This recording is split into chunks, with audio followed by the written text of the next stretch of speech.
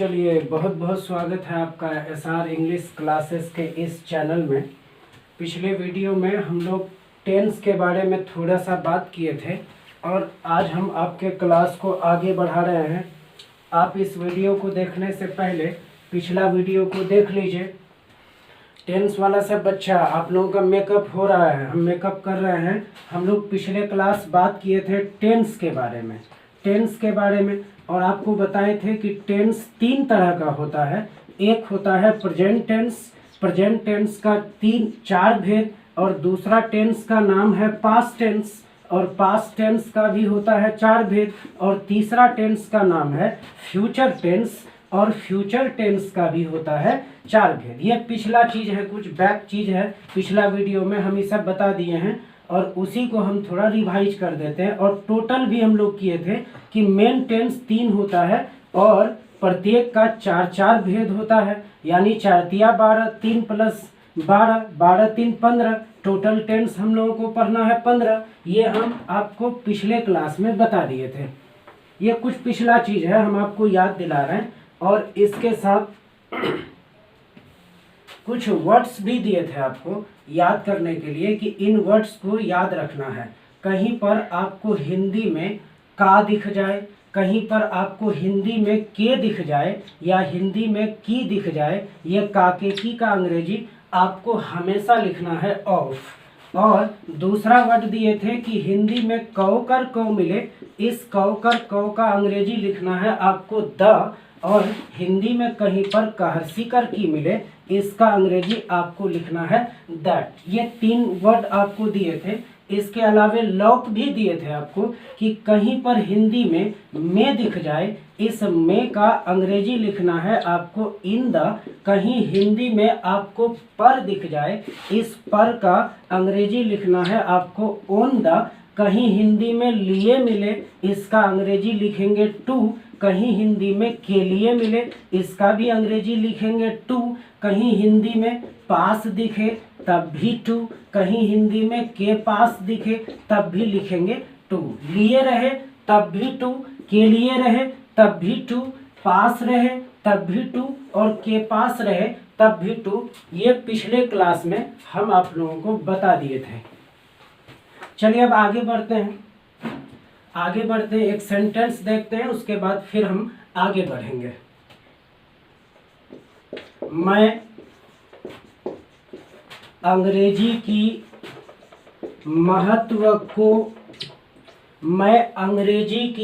महत्व को जानने के लिए जीवन की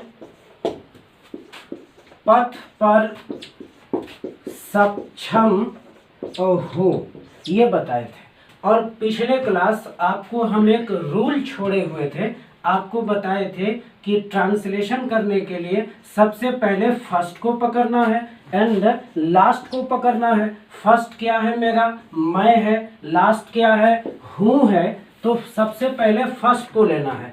फर्स्ट मैं है, मैं का अंग्रेजी आई लिखेंगे। आई के साथ क्या लगता है हूँ का अंग्रेजी एम लगेगा, एम लगा दिए। मैं हूँ मतलब आई एम, मैं हूँ। फर्स्ट ले लिए, लास्ट ले लिए। अब शेष सभी चीज़ों को बनाने के लिए क्या रूल दिए हुए हैं कि आपको पीछे से उल्टा चलना है। एक एक वर्ड का आपको वर्ड मीनिंग डाल देना है। पीछे से चले तो पहला वर्ड मिला सक्षम। सक्षम का अंग्रेजी होता है कैपेबल। आई एम कैपेबल, मैं सक्षम हूँ। फिर सक्षम डाल दिए, इसके बगल में पर है तो पर का अंग्रेजी क्या बतलाए हैं, ऑन द बताए हैं। ऑन द दिए, पर खत्म। फिर इसके बगल में पथ है तो पथ का अंग्रेजी क्या होता है, पाथ।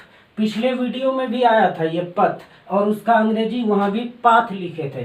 फिर इसके बगल में की है तो की का अंग्रेजी क्या होता है, ऑफ होता है। फिर इसके बगल में जीवन है, जीवन का अंग्रेजी लाइफ लिखेंगे। फिर इसके बगल में के लिए है, लिए रहेगा तब भी टू, के लिए है तब भी to.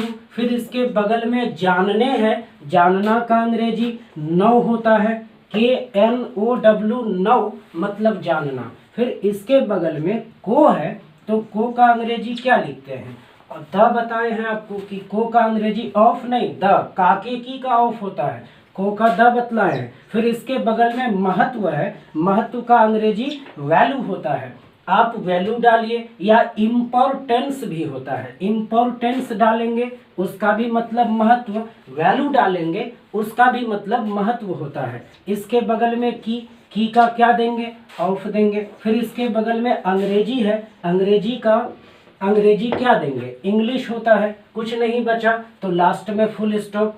I am capable on the path of life to know the value of English. ये बैक चीज था, पिछले क्लास हम ये सब आपको बता दिए थे। चलिए अब आगे बढ़ते हैं यहीं से।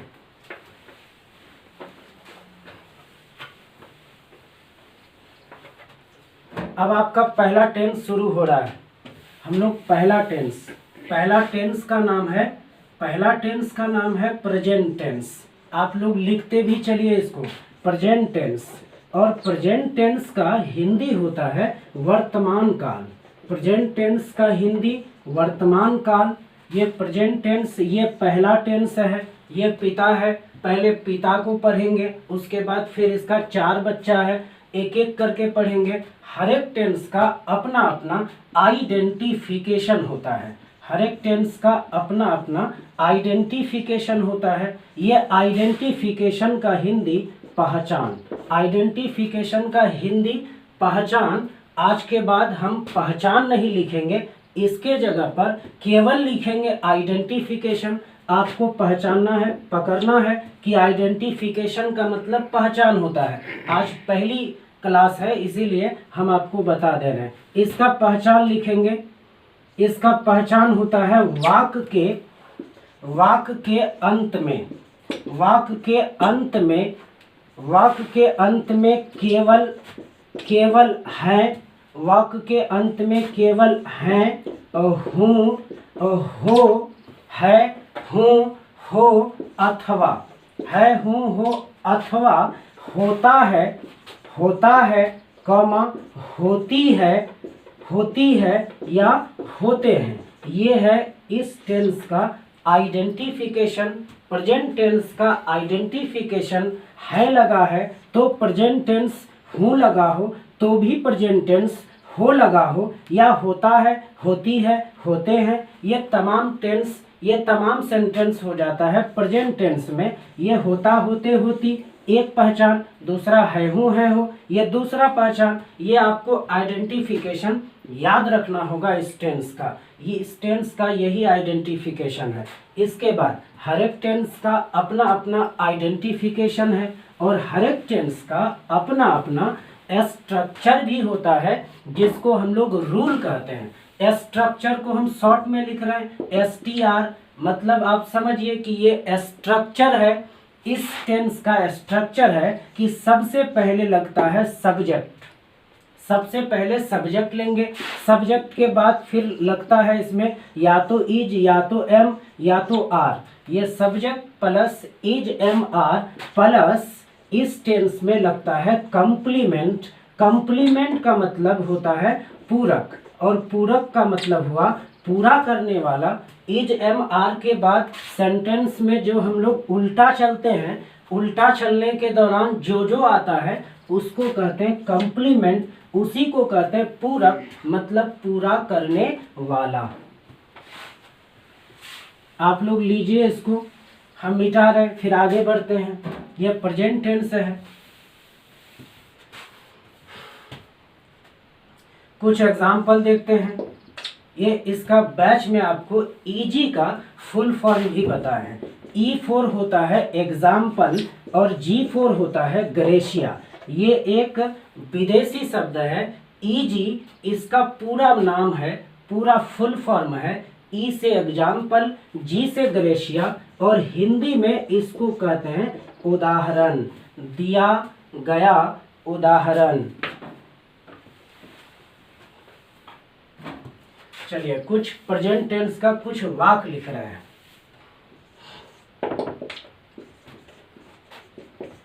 हम लोग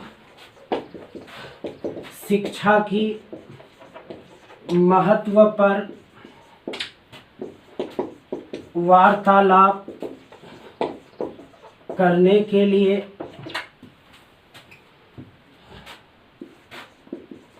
बिहार के शिक्षा मंत्री के पास उपस्थित हैं।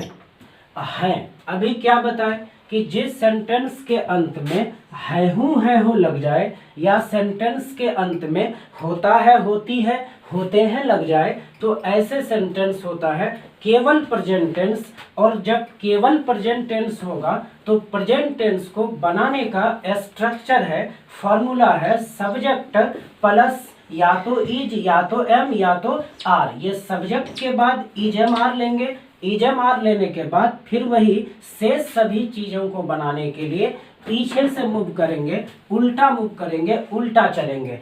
सब फर्स्ट को पकड़ना है, फर्स्ट कौन है हम लोग, लास्ट को पकड़ना है, लास्ट कौन है तो हम लोग की अंग्रेजी क्या जानते हैं, हम लोग वी जानते हैं। फर्स्ट ले लिए, फर्स्ट ले लिए, अब लास्ट लेंगे, लास्ट है का क्या होगा, इजम आर में से क्या लगेगा, वी आर, हम लोग हैं। अब चलना है आपको, उल्टा चलना है, उल्टा चलेंगे, मिला उपस्थित, उपस्थित का अंग्रेजी होता है प्रेजेंट, उपस्थित का अंग्रेजी प्रेजेंट। फिर इसके बगल में के पास मिला, के पास का अंग्रेजी टू होता है, ये हम लोग लॉक में पढ़े हैं, टू होता है। फिर इसके बगल में है शिक्षा मंत्री, ये शिक्षा मंत्री है, शिक्षा और मंत्री दोनों एक ही वर्ड है, आप इसको अलग अलग नहीं कर सकते। ये अंग्रेजी में चाहे हिंदी में ये दोनों एक ही साथ रहेगा। शिक्षा मंत्री का अंग्रेजी होता है the education minister, the education minister मतलब हुआ शिक्षा मंत्री। फिर इसके बगल में के है तो के का अंग्रेजी ऑफ दे देंगे। फिर इसके बगल में बिहार है, बिहार का अंग्रेजी बिहार लिख देंगे। फिर इसके बगल में के लिए है, के लिए का लॉक टू से खोलेंगे। इसके बगल में है वार्तालाप करना, वार्तालाप और करना दोनों का एक ही अंग्रेजी है। ये करना का अंग्रेजी अलग से हम लोग डू नहीं दे देंगे, क्योंकि TALK टॉक, ये टॉक का मतलब होता है वार्तालाप भी और करना भी। मतलब टॉक शब्द आप डाल दिए तो वार्तालाप भी खत्म और करना भी खत्म, दोनों हो गया। फिर इसके बगल में पर है, पर का अंग्रेजी क्या जानते हैं, ऑन द। फिर इसके बगल में महत्व है तो महत्व का अंग्रेजी फिर दे देंगे वैल्यू, वैल्यू का मतलब महत्व होता है। आप लोग नहीं करते भाई, तुम्हारा बात का कोई वैल्यू नहीं है, तुम क्या बोलता है क्या करता है, ये वैल्यू नहीं है मतलब क्या, वैल्यू नहीं है मतलब क्या, महत्व नहीं है, तुम्हारी बात की कोई वैल्यू नहीं है, कोई महत्व नहीं है। इसके बगल में की है, की का क्या डाल देंगे, ऑफ डाल देंगे। फिर इसके बगल में शिक्षा है, शिक्षा का होता है एडुकेशन, एडुकेशन मतलब शिक्षा। इसके बाद फिर कुछ नहीं बचता है, कुछ नहीं बचता है तो फुल स्टॉप डाल देंगे। इसका बन गया we are present to the education minister of Bihar to talk on the value of education. ये आपका हुआ प्रेजेंट टेंस का सेंटेंस। आप लोग इस सब सेंटेंस को उतार भी लीजिए। ये जो नया नया वर्ड्स आता है जिसकी आप अंग्रेजी नहीं जानते हैं, उन वर्ड्स को आप जो है नोट भी करते चलिए, क्योंकि वर्ड मीनिंग याद करने का यही तरीका है। आप डिक्शनरी लेकर बैठेंगे आपको वर्ड्स याद नहीं होगा। वर्ड मीनिंग तैयार करने की यही फार्मूला है कि जो चीज़ हम लोगों के पास बार बार आता है, जो घूमता है, जो बार बार हम लोग के साथ आता है, पास आता है, तो उस चीज़ को हम लोग ऑटोमेटिक याद कर लेते हैं, वो याद हो भी जाता है, वो आसानी से याद हो जाएगा। जो वर्ड आपको बार बार मिलेगा वो बार बार आएगा। यही वर्ड मीनिंग याद करने का ट्रिक है, यही मेथड है। आपको ऐसे ही वर्ड मीनिंग याद करना है। कुछ कुछ वर्ड रिपीट करता है, यहाँ भी इस क्लास में भी रिपीट करता है। तो ये एक सेंटेंस दे दिए। प्रेजेंट टेंस का और टाइप होता है। प्रेजेंट टेंस का टाइप है इंटरोगेटिव, इंटरोगेटिव, इसको इंटरोगेटिव नहीं कहेंगे, डबल आर है इसीलिए इंटरोगेटिव प्लस। बचपन से हम लोग पढ़ते आए हैं इसको निगेटिव निगेटिव, लेकिन इसमें थोड़ा सा इस निगेटिव वर्ड में हम लोगों की पकड़ थोड़ी सी ढीली है। आज हम आपको निगेटिव और इसका इतिहास बताते हैं थोड़ा सा। NEGATIVE ये है, स्पेलिंग सेम है, इसका दो उच्चारण है। अगर आप इसका उच्चारण निगेटिव करते हैं, अगर आप इस वर्ड का उच्चारण प्रोनाउंसिएशन अगर आप निगेटिव करते हैं तो निगेटिव का मतलब होता है काला काला, निगेटिव का मतलब होता है धुंधला धुंधला, निगेटिव का मतलब होता है धब्बा धब्बा, निगेटिव का मतलब होता है ना दिखने वाला, और निगेटिव का मतलब होता है नंगा भी होता है। निगेटिव का मतलब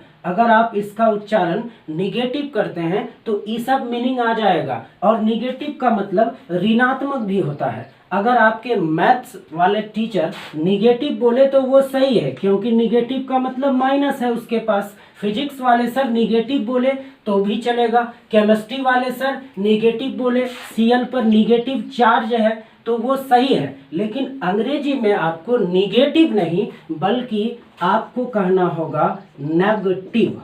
अंग्रेजी में इसको कहेंगे नेगेटिव।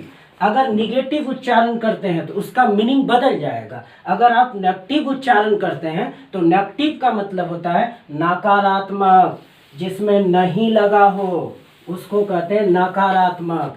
इंटरोगेटिव इसका हिंदी होता है प्रश्नात्मक, और नेगेटिव का मतलब होता है नकारात्मक। प्रश्नात्मक और नकारात्मक। प्रश्नात्मक किसको कहेंगे? जिस वाक्य के फर्स्ट में क्या लग जाए, शुरू में क्या लग जाए तो उसको कहते हैं प्रश्नात्मक, और क्या वाले सेंटेंस के अंत में हो जाएगा क्वेश्चन मार्क। यह क्वेश्चन मार्क डालना बेहद जरूरी है। जिस भी वाक्य के फर्स्ट में क्या लग जाए उस क्या का अंग्रेजी उस क्या वाले सेंटेंस के अंत में हम लोग को डालना है क्वेश्चन मार्क। जिस वाक्य के फर्स्ट में क्या लग जाए वो इंटरोगेटिव है। जिस वाक्य में नहीं आ जाए, कहीं पर भी नहीं मिल जाए तो उसको कहेंगे नेगेटिव। निगेटिव नहीं बोलेंगे, इसको नेगेटिव बोलेंगे। अंग्रेजी में हम लोग इसको नेगेटिव पढ़ते हैं, और फिजिक्स में, केमिस्ट्री में, मैथ में वहाँ पर आप निगेटिव बोलिए, वहाँ निगेटिव बोलना सही होगा। लेकिन अंग्रेजी में निगेटिव बोलना सही नहीं होगा, वो गलत होगा, उसको बोलना पड़ेगा आपको नेगेटिव। क्या वाले सेंटेंस को इंटरोगेटिव, नहीं वाले सेंटेंस को नेगेटिव। आपको कहे कि ऐ बताओ इंटरोगेटिव सेंटेंस क्या होता है, तो उसको बताएंगे कि जिस वाक्य के फर्स्ट में क्या लग जाता है उसको कहते हैं इंटरोगेटिव। बोलेगा कुछ एग्जाम्पल बताओ, उसको बता देंगे। क्या मैं जाता हूँ, क्या मैं खाता हूँ, क्या मैं लिखता हूँ, क्या मैं हंसता हूँ, क्या मैं पढ़ता हूँ, ये तमाम सेंटेंस इंटरोगेटिव है। और जिस वाक्य में नहीं लग जाए उसको कहते हैं नेगेटिव सेंटेंस। जैसे मैं नहीं जाता हूँ, मैं नहीं खाता हूँ, तुम नहीं पढ़ते हो, इस तरह के सेंटेंस को नेगेटिव कहते हैं। और जिस सेंटेंस में दोनों लग जाए उसको कहेंगे इंटरोगेटिव प्लस नेगेटिव। इसका फॉर्मूला थोड़ा सा बदल जाएगा, फॉर्मूला वहीं से निकलता है। इसका स्ट्रक्चर इज एम आर को पहले कर देंगे, पहले लिखेंगे या तो इज या तो एम या तो आर। ये इज एम आर में से क्या लगेगा इसका फैसला करेगा वाक्य का सब्जेक्ट। सब्जेक्ट फैसला करेगा कि इज लगेगा कि एम लगेगा कि आर लगेगा। फिर सब्जेक्ट के फौरन बाद अगर सेंटेंस में नहीं लगा है तो नोट लगाएंगे। अगर सेंटेंस में नहीं है तो नोट हटा देंगे। नोट के बाद कॉम्प्लीमेंट, शॉर्ट में COMP, और अंत में हो जाएगा क्वेश्चन मार्क। ये हुआ प्रेजेंट टेंस के इंटरोगेटिव प्लस नेगेटिव का फॉर्मूला। यही है इसका फॉर्मूला। चलिए कुछ एग्जाम्पल भी देख लेते हैं।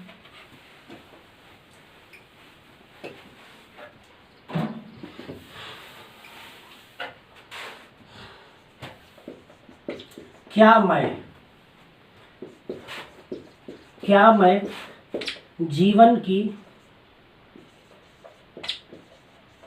जीवन की मध्य अवस्था में एक स्थान पाने के लिए परेशान नहीं हूँ, परेशान नहीं हूँ। ये सेंटेंस अगर पूछे कि ये सेंटेंस कौन टेंस का है, तो हम लोग पहचान लिख चुके हैं कि है हूँ लग जाए तो वो प्रेजेंट टेंस है। अगर सेंटेंस में होता है, होती है, होते हैं लग जाए तो भी प्रेजेंट टेंस है। क्या इस सेंटेंस के फर्स्ट में क्या लगा है? जी सर, क्या लगा हुआ है? इसका मतलब ये इंटरोगेटिव सेंटेंस है। फिर से आप देखिए कि इस सेंटेंस में क्या के साथ कहीं पर नहीं का भी प्रयोग है। जी सर, यहाँ नहीं भी है। इसका मतलब ये सेंटेंस इंटरोगेटिव भी है और उसके साथ साथ ये नेगेटिव भी है। तो नेगेटिव है तो कहीं भी सेंटेंस के फर्स्ट में क्या मिल जाए तो आप उसको, उस क्या का अंग्रेजी भूल से भी, कभी भी जिंदगी में भी आपको व्हाट नहीं लिखना है। क्या का अंग्रेजी व्हाट कहाँ लिखते हैं ये हम आपको अगला वीडियो में आगे बताएंगे। अगर इस टेंस में, प्रेजेंट टेंस में क्या का अंग्रेजी व्हाट नहीं होगा बल्कि होगा क्या का अंग्रेजी या तो इज, या तो इज, या तो एम, या तो आर। ये इज, एम, आर में से क्या लगेगा इसका फैसला करेगा वाक्य का सब्जेक्ट। सब्जेक्ट है मैं, सब्जेक्ट है मैं का क्या होता है आई के साथ क्या लगता है एम। तो यहाँ क्या का अंग्रेजी व्हाट नहीं बल्कि होगा एम डाल दिए। फॉर्मूला पर भी नजर डालिए, इज, एम, आर के बाद क्या लगता है? सब्जेक्ट लगता है। सब्जेक्ट कौन है? मैं है। मैं का क्या होगा आई। सेंटेंस इंटरोगेटिव के साथ साथ नेगेटिव भी है, नेगेटिव भी है तो सब्जेक्ट के बाद लगा देंगे नोट। एम डाल दिए, क्या खत्म। मैं का अंग्रेजी आई डाल दिए, आई डाल दिए, मैं खत्म। नोट लगा दिए, नहीं खत्म। तो अब क्या करेंगे? कॉम्प्लीमेंट मतलब उल्टा, उल्टा चलेंगे। परेशान, परेशान का क्या? रेस्टलेस। पिछले वीडियो में भी आया था ये वर्ड परेशान। इसका अंग्रेजी रेस्टलेस होता है। रेस्टलेस लिख दिए। फिर इसके बगल में के लिए मिला, के लिए का क्या लिखते हैं? टू लिखते हैं। फिर इसके बगल में पाने है। पाने मतलब क्या? पाना। तो पाना का अंग्रेजी गेट होता है। गेट मतलब पाना। फिर इसके बगल में एक स्थान, एक स्थान का लिखेंगे ए प्लेस। कि सर आप तो कहें कि उल्टा चलना है सर, तो पहले स्थान ले लेते हैं बाद में ए देंगे। लेकिन नहीं, यहाँ पर अगर आपको पूछे कि एक लड़का का अंग्रेजी क्या होगा तो आप क्या बोलेंगे? ए बॉय कहेंगे कि बॉय ए कहेंगे आप? एक किताब का अंग्रेजी क्या होगा? ए बुक होगा कि बुक ए होगा? ए बुक होगा। तो जहां पर भी एक मिल जाए, एक दिख जाए तो एक जिसके साथ भी लगा है वो उसके साथ ही रहेगा। एक स्थान, स्थान का प्लेस होता है। एक का अंग्रेजी ए होता है तो एक स्थान का लिखेंगे ए प्लेस मतलब एक स्थान। फिर इसके बगल में चलिए, बगल में में है तो में का अंग्रेजी क्या बताए हैं? इंदा, इंदा डाल दिए, में खत्म। इसके बगल में है मध्य अवस्था। ये मध्य अवस्था एक वर्ड है, देखिए बीच में एक हाइफन भी लगा है। मध्य अवस्था का अंग्रेजी होता है middle, middle stage. Middle stage का मतलब मध्य अवस्था। आपके गांव में होगा, आपके शहर में होगा मिडिल स्कूल, क्या कहते हैं हिंदी उसका? मध्य विद्यालय। तो यहाँ है मध्य अवस्था, तो मिडिल स्टेज मतलब मध्य अवस्था। मिडिल का मतलब मध्य होता है, स्टेज का मतलब अवस्था होता है। इसके बगल में की है, काके की का अंग्रेजी ऑफ होता है। इसके बगल में है जीवन, और जीवन का अंग्रेजी होता है life. Am I not restless to get a place in the middle stage of life। अगर अंत में क्वेश्चन मार्क भुला गए तो आपका सारा कड़ा धरा बेकार हो जाएगा, वो गलत हो जाएगा अगर क्वेश्चन मार्क आप नहीं दिए। क्योंकि तमाम इंटरोगेटिव सेंटेंस के अंत में क्वेश्चन मार्क डालना पड़ता है। अगर आप क्वेश्चन मार्क भुला गए छोड़ दिए तो आपको एग्जाम में एक भी मार्क्स नहीं मिलेगा, आपका पूरा मार्क्स कट जाएगा। इसीलिए ध्यान रखेंगे इसमें। Am I not restless to get a place in the middle stage of life, और अंत में क्वेश्चन मार्क। चलिए, इसका एक और टाइप है जो हम बैच में आप लोगों को पढ़ाए हैं, वो टाइप है उसका नाम है टर्म, उसका नाम है टर्म। और टर्म का और एक नाम होता है, उसको हम लोग WH क्वेश्चन के भी नाम से जानते हैं। प्लस टर्म प्लस नेगेटिव, इसको निगेटिव नहीं नेगेटिव पढ़ेंगे। WH क्वेश्चन का और एक गो नाम, इसको कहते हैं इंटरोगेटिव प्रोनाउन। इंटरोगेटिव प्रोनाउन, ये WH क्वेश्चन, इंटरोगेटिव प्रोनाउन या फिर टर्म, ये क्या होता है थोड़ा सा हम आपको बता रहे हैं। हम बैच में ये लिखाए हैं, ढेर सारा लिखाए हैं टर्म, और आपको कंप्यूटराइज्ड नोट्स भी दिए हैं। थोड़ा सा हम बता रहे हैं कि इसका नाम WH क्वेश्चन क्या है। ये अपने आप में कहीं पर लिखा होगा व्हाट, कहीं पर लिखा होगा हु, कहीं पर लिखा होगा व्हिच, कहीं पर लिखा होगा व्हाई, कहीं पर लिखा होगा वेयर। ये जो है, ये व्हाट अपने आप में एक सवाल है, क्योंकि व्हाट का मतलब होता है क्या। जब आप किसी को क्या कहते हैं तो क्या अपने आप में एक सवाल है। ये हु मतलब कौन, ये भी एक सवाल है। व्हिच का भी मतलब कौन होता है या किस होता है, व्हिच। और व्हाई का मतलब होता है क्यों, और वेयर का मतलब होता है कहाँ। इसका नाम WH क्वेश्चन इसीलिए है क्योंकि ये सब जो वर्ड होता है, ये सब जो वर्ड्स है, इसका पहला अक्षर, शुरुआत का 2 अक्षर WH से स्टार्ट होता है, इसीलिए इसका नाम है WH क्वेश्चन। कोई आपको पूछे कि इसका नाम WH क्वेश्चन क्यों है, तो बोलेंगे कि इस वर्ड का पहले का 2 अक्षर W और H से शुरू होता है, इसीलिए इसका नाम है WH क्वेश्चन। इसको हिंदी में कहते हैं पद, हिंदी में इसका नाम है पद। और नेगेटिव का हिंदी आप जानते हैं, इसको कहते हैं नेगेटिव को हिंदी में नहीं कहते हैं, जिस वाक्य में नहीं लगा हो उसको नेगेटिव कहते हैं।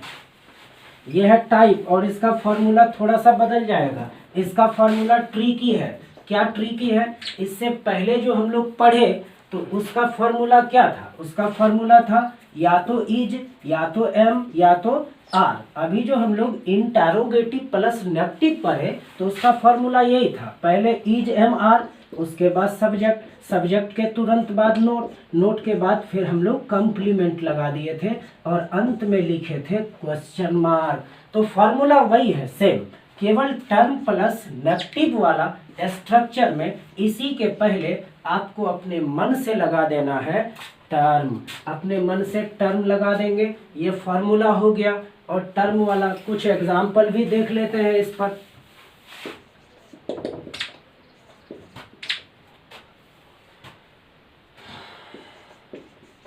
वह अंग्रेजी बोलने के लिए, वह अंग्रेजी बोलने के लिए क्यों तैयार नहीं है, वह अंग्रेजी बोलने के लिए क्यों तैयार नहीं है। अगर किसी को टर्म का ज्ञान नहीं है तो आप सीधा सा ये पकड़िए कि ये पूरे सेंटेंस में क्या कोई ऐसा वर्ड भी लगा है जिससे कोई सवाल का बोध होता हो, जिससे कोई क्वेश्चन खड़ा होता हो। वह बोले कोई सवाल नहीं, अंग्रेजी बोले कोई सवाल नहीं, बोलने कहे कोई सवाल नहीं, के लिए कहे कोई सवाल नहीं। जैसे ही आप कहते हैं क्यों, इसका मतलब ये एक क्वेश्चन है, ये एक सवाल है। तो नियम सुनिए कि ये जो टर्म है इसको कहते हैं term, WH question, interrogative pronoun कहते हैं इसको। तो नियम है कि ये हिंदी के सेंटेंस में आवारा के तरह ये जहाँ तहाँ घूमते रहेगा। ये टर्म वाला शब्द हिंदी के सेंटेंस में चाहे तो वो शुरू में हो या बीच में हो या फिर लास्ट में हो, यानी हिंदी के सेंटेंस में ये टर्म की जगह फिक्स नहीं होती है। ये हिंदी में मूव करते रहेगा, घूमते रहेगा, वो जहाँ तहाँ रहेगा। हिंदी के सेंटेंस में वो आज़ाद है, आज़ाद परिंदा है, वो कहीं भी रह सकता है। लेकिन जब अंग्रेजी ट्रांसलेट करेंगे तो अंग्रेजी का नियम है कि हिंदी का चाहे कोई भी टेंस रहे, कोई भी सेंटेंस रहे, अगर उस सेंटेंस में टर्म लगा हो तो चाहे वो टर्म शुरू में रहे, बीच में रहे, लास्ट में रहे, जब उसको अंग्रेजी में ट्रांसलेट करेंगे तो उस टर्म को खींचकर धक्का मार मार कर उसको पीटते पीटते कहाँ लाना है, पहले लाना है, शुरू में लाना है। चाहे वो हिंदी में कहीं घूमे, उसको पकड़ेंगे और तुरंत खींच कर लाएंगे कि चल तू इधर, तुम्हारा यहाँ जगह है। क्यों है? तो क्यों का अंग्रेजी क्या आप लोग जानते हो, व्हाई। और याद रखिए, दुनिया में जितना भी टर्म होता है ना, ये terms are unlimited in English. अंग्रेजी में ये टर्म की संख्या अनगिनत है, अनंत है, and can never be counted bye anyone, and can never be count bye anyone, जिसको कोई गिन नहीं सकता है, कोई गिन नहीं सकता, ये अनंत है। जैसा कि नोबडी नोज, कोई नहीं जानता, that how many stars there are, कि आसमान में कितने तारे हैं, and nobody knows about this matter, और ये भी नहीं जानता कोई, that how much water in the sea, कि समुद्र में कितना पानी है, उसका कोई था पता नहीं है। उसी तरह से ये टर्म है, ये अंग्रेजी में इसकी संख्या कितनी है, ये अनगिनत है, लाखों करोड़ों हजारों में है, इसको कोई गिन नहीं सकता है। तो ये फॉर्मूला है कि टर्म, ये जो जितना भी WH वर्ड्स है, ये टर्म अपने फौरन बाद लेता है HV। HV का मतलब helping verb, helping verb is MR होता है इस टेंस का हेल्पिंग वर्ब, तो इसको दे देते हैं हेल्पिंग वर्ब, इस टर्म को दे देंगे हेल्पिंग वर्ब। लेकिन हेल्पिंग वर्ब लगाने से पहले हेल्पिंग वर्ब इज MR में से क्या लगेगा, इसका फैसला हमेशा करेगा सब्जेक्ट। तो इस सेंटेंस का सब्जेक्ट कौन है, सब्जेक्ट है वह। वह का अंग्रेजी ही और सी दोनों होता है। इस सेंटेंस में आप कुछ भी डाल सकते हैं, चाहे तो आप ही डाल दीजिए या सी डाल दीजिए। चलिए हम ही डाल रहे हैं। अगर ही डाले तो हम लोग टर्म ले लिए प्लस सब्जेक्ट ले लिए, लेकिन टर्म और सब्जेक्ट के बीच एक चीज लगाना है। क्या लगाना? हेल्पिंग वर्ब लगाना है। तो हेल्पिंग वर्ब क्या होता है? इज क्या लेगा? इज लेगा। ही के साथ क्या लगता है? इज लगता है, तो इज को पहले कर देना है। टर्म ले लिए, हेल्पिंग वर्ब ले लिए, सब्जेक्ट ले लिए, और फार्मूला कहता है कि अगर सेंटेंस टर्म के साथ साथ नेगेटिव भी हो तो नेगेटिव मतलब नहीं, और नहीं का अंग्रेजी नोट होता है, और वो नोट का स्थान कहाँ पर होगा? सब्जेक्ट के फौरन बाद होगा नोट का स्थान। नोट दे दिए। देखिए वाई लिखे, क्यों खत्म, इज लगाए, ये है हूँ खत्म। उसके बाद ही लिखे वह खत्म। फिर नोट लगाए, नहीं खत्म। फॉर्मूला कहता है कि इसके बाद आप कंप्लीमेंट डालिए। कंप्लीमेंट की बारी जैसे आए आपको उल्टा चल देना है, पीछे से आना है, उल्टा एक एक वर्ड्स डालते जाना है, एक एक वर्ड। तैयार है, तैयार का अंग्रेजी रेडी होता है। फिर इसके बगल में क्यों है, इसको तो धक्का मारते हुए पहले लाए हैं, ये शुरू में इसकी जगह फिक्स होती है, इसको मारते मारते पहले लाए हैं। फिर इसके बगल में के लिए है, तो के लिए का क्या लिखते हैं? टू होता है। के लिए एक लॉक है। फिर इसके बगल में है बोलने। बोलने मतलब बोलना होता है, और बोलना का अंग्रेजी स्पीक। स्पीक का मतलब बोलना। फिर इसके बगल में अंग्रेजी है, अंग्रेजी लिखेंगे इंग्लिश, और अंत में कुछ नहीं बचा तो अंत में देना होगा क्वेश्चन मार्क। अगर क्वेश्चन मार्क नहीं डाले तो आपका सेंटेंस गलत होगा, आपका सेंटेंस रॉन्ग हो जाएगा, आपको एग्जाम में आपका मार्क्स काट लिया जाएगा, एक भी नंबर नहीं मिलेगा। सर थोड़ा भी नहीं मिलेगा, बिल्कुल नहीं मिलेगा। अगर क्वेश्चन मार्क आपका छूट गया मतलब आपका सेंटेंस गलत है, क्योंकि ये सेंटेंस अपने आप में एक सवाल है, एक क्वेश्चन है, ये कोई सवाल खड़ा करता है। इसीलिए इस सेंटेंस के अंत में आपको लगाना होगा मार्क ऑफ इंटरोगेशन, मतलब प्रश्नवाचक चिन्ह देना होगा। ये आपका प्रेजेंट टेंस हो गया ख़त्म, प्रेजेंट टेंस हो गया समाप्त। अब अगले वीडियो में मिलते हैं हम लोग, प्रेजेंट इंडेफिनिट टेंस को लेकर हम मिलेंगे। तब तक के लिए जय हिंद।